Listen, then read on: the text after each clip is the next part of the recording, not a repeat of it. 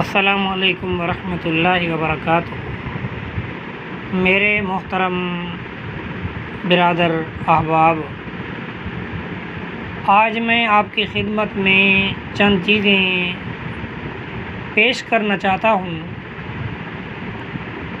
کوئی بھی آپ وظیفہ کریں، کوئی بھی عمل کریں، کسی بھی بزرگ کا کوئی عمل کریں، اس کے لیے میں جو شرائط ہوتے ہیں وہ آپ کی خدمت میں پیش کرتا ہوں، تاکہ کچھ لوگ بولتے ہیں ہم وظائف تو بہت کرتے ہیں لیکن کوئی ہمارا وظیفہ اور کام ہوتا ہی نہیں ہے، تو اس لیے لوگ وظائف سے تنگ آ جاتے ہیں اور وظائف نہیں کرتے، وظائف سے یقین اٹھ جاتا ہے۔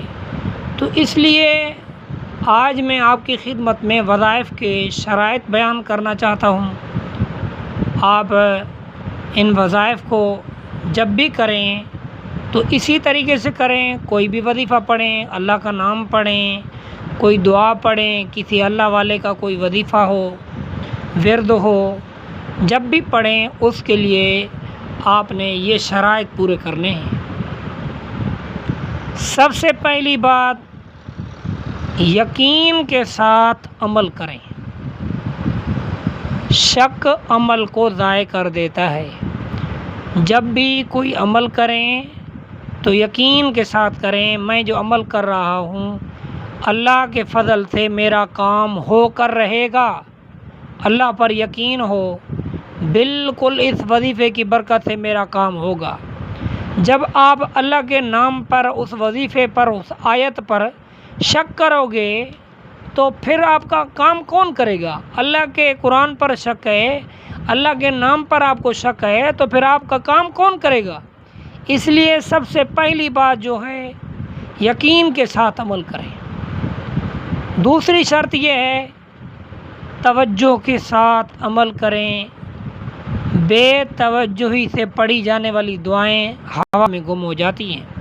کوئی بھی عمل کریں، اس عمل کے اندر مطلوب کا توجہ ہو، جس کام کے لیے آپ پڑھ رہے ہیں وہ بھی توجہ میں ہو، اور جس ذات کو پکار رہے ہیں اللہ کی ذات عالیہ سامنے ہو، دل میں ہو کہ میں اللہ کے سامنے میں اللہ سے مانگ رہا ہوں، توجہ کے ساتھ میرا کام ہو کر رہے گا۔ اب وظیفہ پڑھتے ہیں لیکن تمہارا دھیان توجہ دوسری طرف ہوتا ہے، کبھی کاروبار میں ہوتا ہے، کبھی بچوں کی طرف ہوتا ہے۔ اس لیے جو بھی وظیفہ کیا جائے تو اکیلا ہی میں کیا جائے، تاکہ کوئی بندہ آپ کو ڈسٹرب نہ کر سکے اور صحیح طور پر آپ عمل کریں۔ نمبر 3، رزق حلال کا اہتمام کریں۔ اگر حرام پیٹ میں ہوگا، حرام کھاتے ہیں، رشوت کھاتے ہیں، چوری کا مال کھاتے ہیں، یتیموں کا مال کھاتے ہیں، مسکینوں کا مال کھاتے ہیں، گورنمنٹ کا حرام کے طریقے سے جو مال ہوتا ہے وہ کھاتے ہیں، اگر رزق حلال کی آپ تنخواہ لے رہے ہیں تو کوئی مسئلہ نہیں ہے، یہ حلال ہے۔ لیکن حرام طریقے سے مال اگر کھاتے ہیں تو ظاہر بات ہے حرام کھانے والے کی دعا قبول نہیں ہوتی، حرام کھانے والا جسم جنت میں داخل نہیں ہوگا۔ اس لیے مالک راضی ہوگا تو کام بنے گا نا۔ جب آپ پڑھیں گے، کھائیں گے اگر حرام تو اللہ ناراض ہوگا، جب اللہ ناراض ہوگا تو کام کیسے بنے گا؟ چوتھا شرط ہے، فرائض کا اہتمام کریں۔ فرائض کا اہتمام کریں۔ اللہ کے فرض کیا ہیں؟ نماز ہے، روزہ ہے، حج ہے، زکوٰۃ ہے، جتنے بھی اللہ تعالیٰ کے فرض ہیں ان کا اہتمام کریں۔ جو لوگ نماز اور دیگر فرض ادا نہیں کرتے تو ان کے اعمال کا اثر ختم ہو جاتا ہے، اثر زائل ہو جاتا ہے۔ اگر آپ چاہتے ہیں آپ کے اعمال میں تاثیر ہو، برکت ہو، خیر ہو، تو آپ کو چاہیے کہ اللہ کے فرائض کو پورا ادا کریں۔ حرام کاموں سے بچیں، حرام کاموں سے بچیں۔ وہ کام جنہیں شریعت نے حرام قرار دیا ہے، زنا سے، چوری سے، ٹھگی سے، فراڈ سے، اگر ان کا ارتکاب کر رہا ہے تو روحانیت کو نقصان پہنچاتا ہے۔ جب روحانیت کو نقصان پہنچے گا تب عمل کارگر نہیں ہوتا۔ اور شرطیں، الفاظ کی تصحیح کا اہتمام کریں۔